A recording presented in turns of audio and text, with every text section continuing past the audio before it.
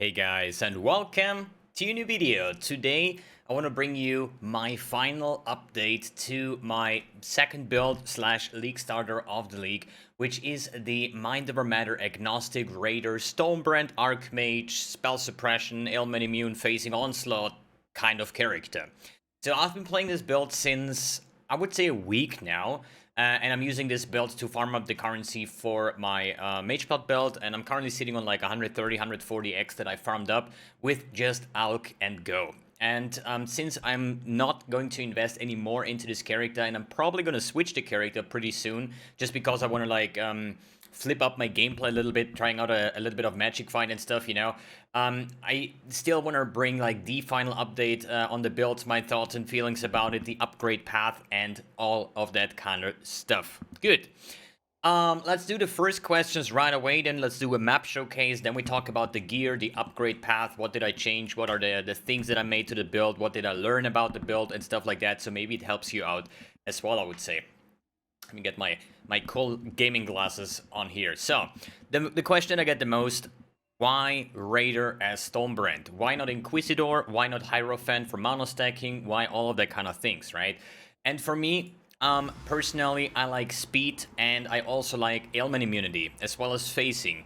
And Raider is one of the only ascendancies left that at least give me, first of all, the permanent increased onslaught effect. So onslaught gives you 20% increased attack speed, movement speed, and cast speed. That's what a lot of people forget. Onslaught gives you cast speed. And for being a Raider, having increased onslaught effect over here, 30% plus 100% here makes 130% onslaught effect. So we see it around about like 43%, I think, increased cast speed, movement speed, attack speed, and cast speed is the key when it comes to Stonebrand. You want to have an insane amounts of cast speed for the frequency. The more cast speed you have, obviously the faster you cast, but the more frequency, the more often per second your brand's gonna hit. And you're gonna have Avatar of the Veil with 50% chance to avoid elemental ailments, and the exposure a little bit, right? And the facing plus 40 spell suppression. So my goal is to make a character with a lot of quality of life, having ailment immunity, having 100% spell suppression, having facing, having onslaught, and yeah, that kind of makes it a bit in an awkward spot because we start over here and all the brand nodes that we have are on the left top side. Whether it's the Agnostic now, whether it's the Rune Binder, or if it's Mind Over Matter before you have the Cloak of Defiance, or if it's Ally Overload, like everything you need for the build is here. And all the travel nodes, they're not bad, okay? It's not like we're gonna waste like 50 points just to be there, because almost every build that is mana stacking, Mind Over Matter, whatnot, is going to path out at least like somewhere over here, because Arcane Chemistry, Battle Ruse, Dynamo, here the perfect Unnatural Instinct cluster over here, the more spell damage for Archmage, like... Even if I would start as an Elementalist, I would path out here and then travel up all the way down here, right? So it's only a few points that are wasted, but we get the 100% spell suppression out of it because of the spell suppression notes over here, as well as the Supreme Ego to fully boost our wrath. So Raider is not even the worst Ascendancy. I think like Slayer might even be worse, right? But Raider is actually insane when it comes to that. And I really like the speed, the momentum, and everything. So, I would say let's run a map. What have I done with this build? Pretty much all content. Almost all content, okay? So this is not a build. So, first of all, what is my investment into the build? We're talking about, I would say 20 exalts what I invested into the build, but that was like a week ago. I made some minor upgrades. I bought a new weapon, a new ring, also minor things I would say, but overall I would say I spent about 20 exalts for the build, okay? There is no Headhunter, no Inspired Learnings, no Blood Mage, no any fancy, this is a one-stat Watcher's Eye, so this is really legit, maybe a 20x build, okay? And for what this build does for 20x investment, I think is actually quite insane. And I would have picked this as my league starter, but I cannot rely on getting a Cloak of Defiance 6-link early on. I cannot rely on getting an Essence Worm or a Crown of Inward Eye or an Ethereal Foible, all of these kind of things on day 1 or day 2. So maybe it would be an option to play like a life-based version and convert into Mind Over Matter later on. But I decided to go with the Fire Burst, and then after like 3 or 4 days, I swapped over to this build. And since then, I'm actually loving this build. It's really, really good. It's just like one thing ahead. If you want to level this build, if you say, yo, this build is actually cool, I want to try this out myself. Leveling, I'm always leveling the skill that I'm used to in the end, right? So as a Stonebrand Archmage Raider, I obviously leveled as a Stonebrand Raider. But the first node that you want to hit is Runebinder to get like 2 brands on your target, which basically doubles your DPS, right? And yeah, that's quite some travel points to get there. So I would say until like level 50, 60 Blood Aqueduct, somewhere around, it's kind of like shitty to play. You know, if you have good leveling gear, it shouldn't be a problem. I did the same way, right? But there is definitely other ways, maybe Hollow Palm and then just respec if you want to spend some regrets or like revert your Pathfinder or your Deadeye or something, or you have a Raider leveled up. It's also quite nice, but as I said, leveling experience was not the best for sure. Good. I would say let's run a map so you can see, let's actually do like a Scourge Tower map. There's a T1 map. Why did I stop that? I think basic currency because it was like kind of meh. But anyways, so what content did I do on this build? Basically all the content, including all the like Cyrus and stuff. What did I not do is all the Uber content, okay? I tried a Simulacrum, I did fail after wave, I think it was like 19 or so. So if you're looking for a cheap build that does Simulacrum 30, this is not the build, okay? If you're looking for a build that does Uber Ravage Blight maps, no, okay? This is a build that is like, in my opinion, cheap, has a good gearing curve, it's a stacking build, can invest a lot more into the build, has no problem, has a good clear speed with Ascendant's touch, can do all like the Conquerors, Maven, whatever you want to do, whatever you throw in this. I'm currently pushing Delve with this one as well, right? It's an absolute joy when it comes to that. If you're looking for anything like one button, insta-kill Cyrus, this is not, okay? This is still an ethical build, okay? So what you do with this build is basically, it's a Stonebrand playstyle, so all you do is basically place your brands. We do have quite a lot of brand attachment range. That means my brands will actually sep quite far and start dealing with all the packs. And since we have the Ascendant Gentle Dutch, you're gonna see those explosions. And when it comes to tankiness, yeah, you're gonna see 2.9k life cannot be tanky, right? But no, this build is actually tankier as you might think. Probably just because I say that I'm probably gonna die somewhere randomly in this map after like 150 or 200 stacks of Scourge, but doesn't really matter. This build has Mind Over Matter and like a lot of like spell suppression and stuff like that. The damage mitigation on this build and especially the recovery is insane. I mean, I'm sustaining Righteous Fire and not even dropping a life because of Agnostic, converting mana into life. So before I'm gonna talk anything more about the more in-depth things about like the mechanics and all that kind of stuff, I want to like quickly browse through the map so we got this out of the way, because it needs a little bit more explanation to get this build going in terms of like understanding the mechanics behind it. Why is it tanky? Why do I have so much mana reach? And where is my damage coming from? As well as like the gearing part and, right? Good.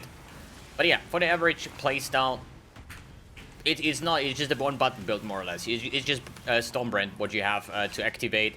For bosses, you can also put down your sigil, you spend mana, and we are an Archmage build, so I have like 2000 mana cost per cast, so we're gonna load up my sigil even more, and that brings a lot of damage. Obviously, this build is not min-maxed to its full potential when it comes to like multiple curses. There is no Ellie weakness, there is no conductivity because of the Ascendant's Gentle Touch. These gloves give you temp chains, and since I don't have a source of like additional curses, I cannot use any of these, right?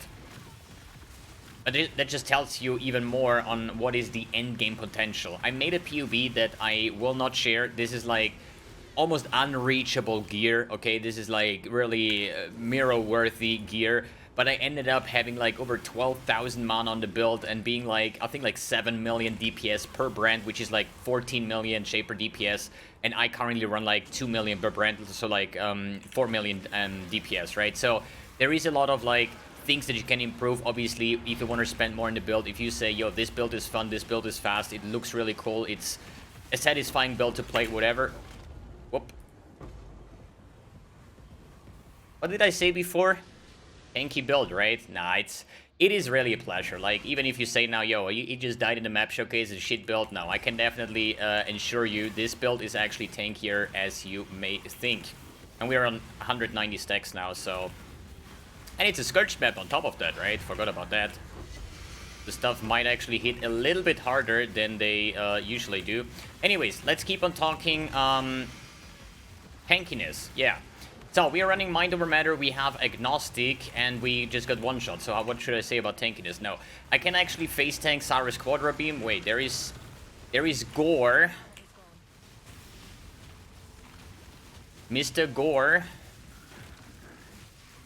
If he doesn't like one-shot me, like he likes to like slap the earth and just like one-shots you. It's like a very, very bad boy when it comes to that. But as you see, it's... I personally, I can just recommend this build, you know, like... I've been using this build as a week and I've had an absolute pleasure. It's currently level 100. No, I did not level in maps to a level 100, obviously not. But I went to like level 94 pretty comfortably, and after that we went into Breachstones to finish up the level 100. So, any Mage Blood belt here? No, sadly not. The Peregrine. Insane item. Another fact that I really, really like... wait, we're gonna stop this. Flasks, I don't care, okay? Forget about these flasks exist. The only thing that's actually nice sometimes is the Masteries and my Quicksilver flask to move faster. Since I haven't really much invested into this character since quite a time, I didn't even bother changing the flask. They are just kind of useless. I mean, I'm a non-crit build, it's mind over matter, LD overload, so why even use a Quicksilver flask, right? I was using the life flask for corrupted blood immunity, but since I got a jewel now with corrupted blood immunity, I don't bother with that either. And on top of that, we are agnostic, we do regen or recover so much life in no time, so bleed, poison, all of that kind of sources don't really hurt us at all. So it was more like a thing for the earlier stages of the build. So let's jump into the Nightmare once again. Well, it's kind of pretty much clear here. And let's kill off the boss so we can then talk about the kind of mechanics and stuff. Good. Showcase on Awakener 9, by the way. Somebody's interested in that. For bossing, lay down your brands, do your sigil, and make sure that you basically double. Like, I always find myself doing like multiple brands all the time, you know, but it doesn't matter because there is only 2 brands sticking on the target, and every brand more is just a waste of time. Don't forget, we're mind over matter. Just let your mana regen, okay? The way I do it, Sigil of Power, spamming some brands to load up the sigil, and then I just wait for like 3 seconds, double brand again, and then we can just run around again, right? So it's definitely not one of those builds that have like absolute 0 DPS and whatnot. It is a fairly good boss killer, as I said, in the current state, around about like 4.5 million Saurus DPS. So it is quite fine when it comes to that. Definitely, I wouldn't categorize it as a speed farmer, neither would I categorize it as a bosser, but I would categorize it as a very well-rounded build for all kinds of content, more or less. Good. Where do we start? Inventory or skill tree? I would say let's start with the inventory.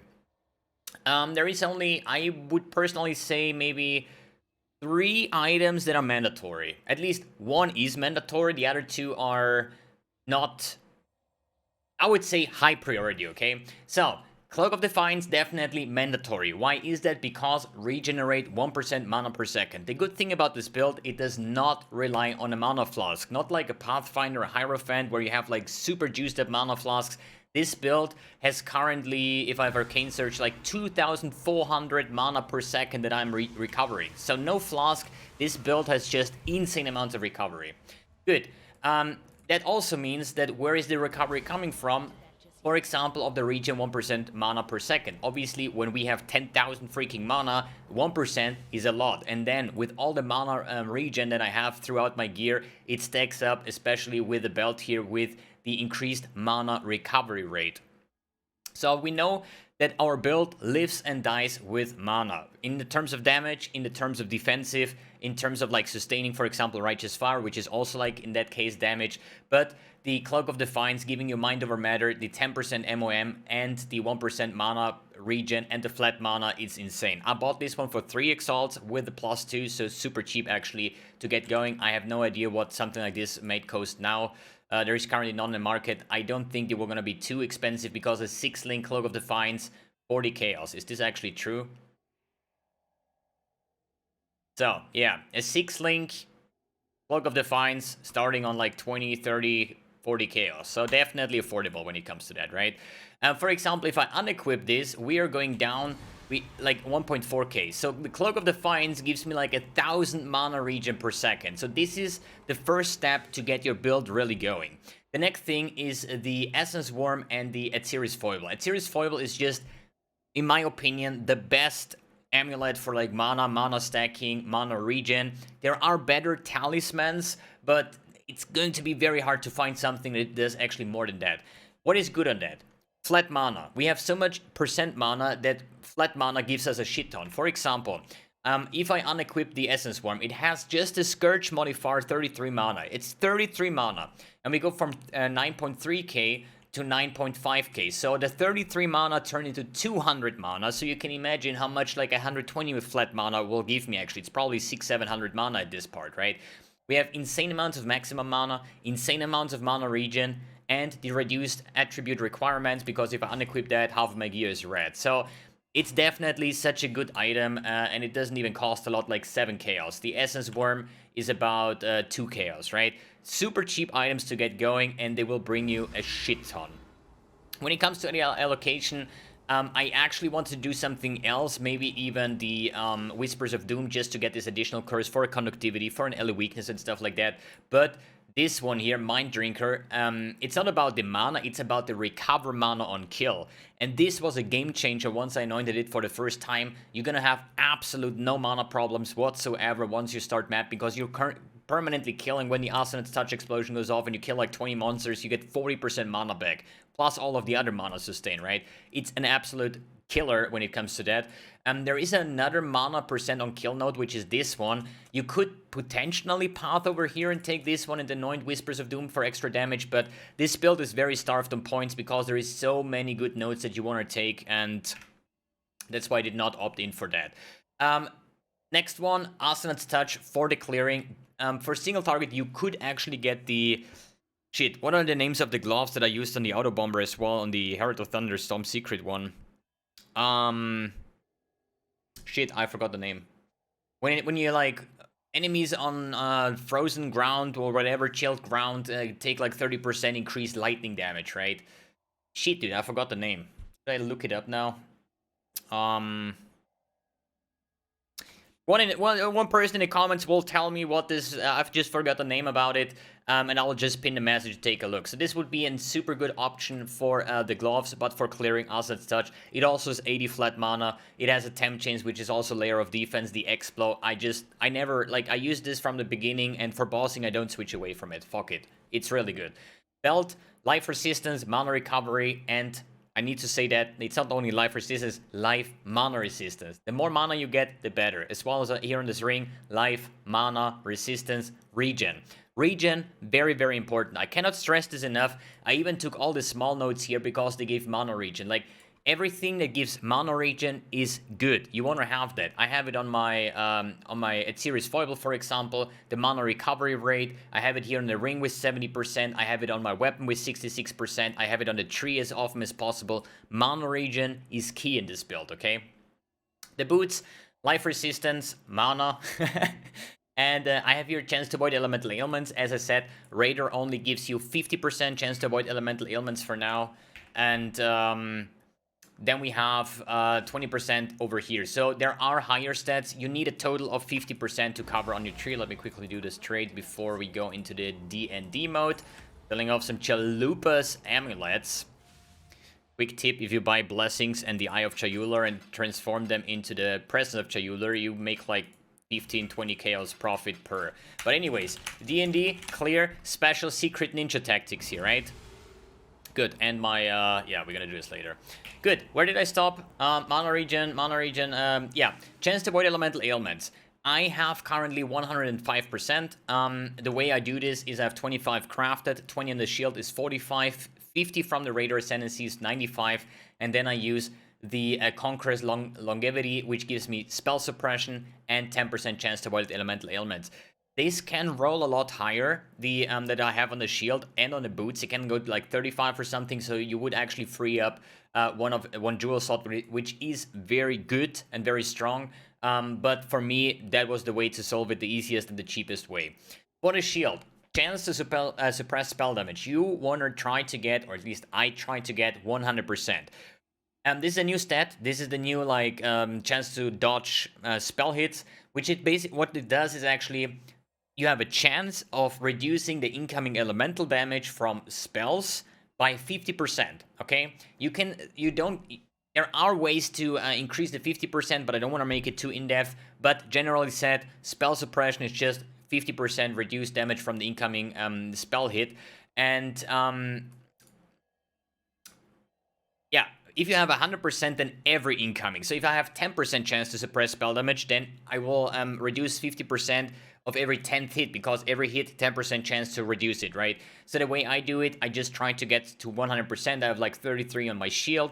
I get 40% from the Raider Ascendancy, which is like what do you say, 73. Then there is a couple notes over here with like 10% over here. I think the small note 3%, and also 3% on the Conqueror's Longevity, which is super nice because of the avoid elemental ailments and the chance to suppress spell damage. And at the end of the day, you want to try to get 100% spell suppression, so every incoming hit, spell damage wise or spell hit, is reduced by 50%, which is a nice layer of defense. Helmet, Crown of the Inward Eye, super strong, super cheap right now. I mean, I bought this with the enchant for 1 Exalt. Let me see what the enchant is worth now. 65k, so not expensive either, right? Gives you Transfiguration of Soul, Body, and Mind. That is like damage based on your mana and damage based on like whatever life. It's a very cheap budget helmet for those kind of things. It gives you 21% increased mana as well, global defenses. Just overall a very good thing. Good. Anything else here on the yeah, the weapon basically. What do you look for the weapon? Basically anything that gives you mana, spell damage, lightning damage to spells, mana regeneration rate, aura effect, everything that just would supply your mana needs or flat damage basically. So we're playing this as an Archmage build. What does Archmage do? It takes a percentage of your mana cost basically and turns that into flat damage. For example, if I wouldn't have Archmage, my spell would cost 82 mana with 3k damage, and with the spell it costs me 2000 mana, but actually like gives me like 5 times more damage basically, right? So you're gonna see a scheme here. The more mana we have, the more damage we do. The more mana we have, the more life regen we have, and the more mana we have, the tankier we are, right? So stacking mana will benefit all of our sources, and that's why I'm heavily investing into mana at that part, right? So when it comes to Mind Over Matter, so why do I not skill this one? Obviously, it comes from the Cloak of Defiance as a stat. If you don't have Cloak of Defiance, you should skill that. So it turns 30% damage taken on mana before life, and with the Cloak of Defiance is 10% extra, so 40%. When it comes to like the values, usually if you have 50% MOM, just like with the Watcher's Eye, Clarity modifier, whatnot, you should always try to get double as much mana as you have life. So if you have 3k life, you should take like at least 6k mana. The reason for that is if you get hit with one attack and you have like 3k life, 3k mana, and you get like a 5k hit or something, you're gonna be and no life, okay? And the more mana you have, the better it is for sustain for the next incoming hit, and so on. So, and you also want to have the mana to cast things, right? So that's why I think it's actually very cool to have Mind Over Matter with Agnostic and Archmage all combined for the layer of defense and for the layer of damage if you can sustain the mana. It's also possible to play something like that with an Indigon to ramp up mana cost, but I don't know, like Indigon and Archmage, that might be some ridiculous mana cost. Anyways, good. I think gear should be fair enough for the upgrade path. Like, you can dual wield. If you say like, yo, I don't care about spell suppression, then go ahead, dual wield some nice scepters or wands or whatever, and just get more and more damage out of it. But I think in this league, defense is also king. Since we're only using one aura, which is Wrath, I have this in my Essence Worm, so it doesn't cost any mana. We don't run any Clarity, no Vitality, no Determination whatsoever, just purely Wrath. And that's why we also go in with a Supreme Ego to boost our Wrath by another 50% more effect for even more lightning spell damage, basically. Flask setup, I don't know, man. Whatever gives you damage. I think a Bottled Faith, just because with 10% increased damage taken. Maybe a Granite Flask, an Evasion Flask, like anything that gives you like those kind of survivability. Because facing Onslaught not needed, like Silver Flask, Quartz Flask.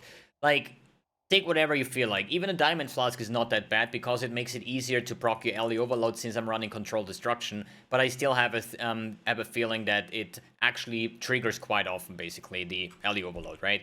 Good, let's take a look at the tree. Mana, Supreme Ego, Jewels. Mana, more mana, some resistance, more mana, jewel slot, mana cost, mana, life, mana regen. That's basically it. The entire tree is mana, mana regen, some life, resistance, mana cost of skills to increase the gain from our Archmage. When it comes to the jewels, I have here, like, this is pretty cool actually. Increased mana regen, very good, and increased spell damage while no mana is reserved. We have no mana reserved, so we get like the 49 spell damage. I think it can even roll up to like 60%, but getting this with Corrupted Blood was like a super nice trade for me. Watchers I have Pen with Wrath, they go for like 1 Exalt. If you have a double Wrath, then lightning damage, and not like anything with like conversion or something that doesn't bring you anything, okay? Also, the critical strike chance is not needed. So if you want to go for a double setup or double Wrath, it would be lightning damage and lightning pen. Then here, the perfect unnatural instinct, like check the mods that we get from it, right? Spell damage, cast speed, life, mana, mana regen, AoE, skill effect duration, regen, effect of curses, mana reservation efficiency. Like, this thing here is just, it's so fucking good, man. Then mana cost over here, then here the Dynamo and Battle Ruse and the Arcane Chemistry, super good mana nodes. We're gonna go over the Masteries in a second. Then going over here, usually you would path down here and take the Agnostic here, the Arcane Capacitor and stuff like that, but it costs so many points and it's such an awkward pathing way since Rune Binder is over here. That's why I decided going down here, taking the Thread of Hope with minus 10% in a medium. Then I can take Holy Dominion for some extra resistance, 50% ally damage, the Agnostic, as well as the Arcane Capacitor for the better Arcane Surge. It's just very good spot over here, right? Then one large cluster jewel. I don't think after all these changes at the Masteries, medium cluster jewels are needed, but a large cluster jewel turns 1 jewel slot into 2 basically, with something like Scintillating Idea with mana and lightning pen, as well as Prismatic Heart for some extra resistance, is just really, really good. Then more brand nodes, cast speed mana regen, very, very nice. Then life mana nodes, but we're gonna convert the life nodes into mana nodes for for double the amount. So this gives me actually 20% mana and 5% res, 12% mana, 12% mana. Here is some mana regen per spell block. Here is mana and spell damage, mana regen. You're gonna, like, you see how this works out, right? Good. When it comes to the Masteries, which Masteries did I pick? Here, the Mana Masteries, I took the recover 10% of mana every 1 second when you use a guard skill. We have Arcane Cloak on my left click, so I'm always like using a guard skill, so it gives me a shield for like 6,000 damage. It's actually really good. And also nice if you run Scourged maps and there is like modifiers with like 10,000 fire damage taken once you go into Nightmare Realm that you're unsecure. Just pop this one, go into Scourge, you're gonna have an extra 6,000 damage shield, which is kind of insane.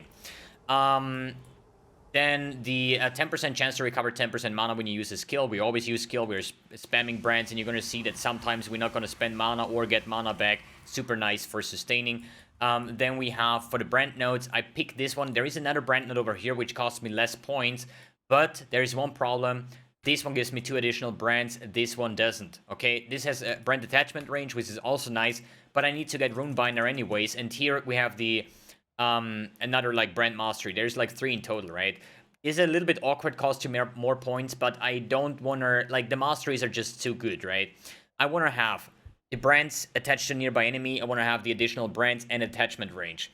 Attachment range I can get over here, and here the +2 brands, but overall this is needed. So here is 1 cluster, so I can just like go for the attachment range, or this travel to a new enemy every 0.3 seconds, which helps your clearing basically, right? If I take this one, then I need to take the 2 additional brands, because I don't like to only have 3 brands. And that's why I placed it way over here. Get my brands from the brand equity, the 2 additional, and then take the attachment range over here.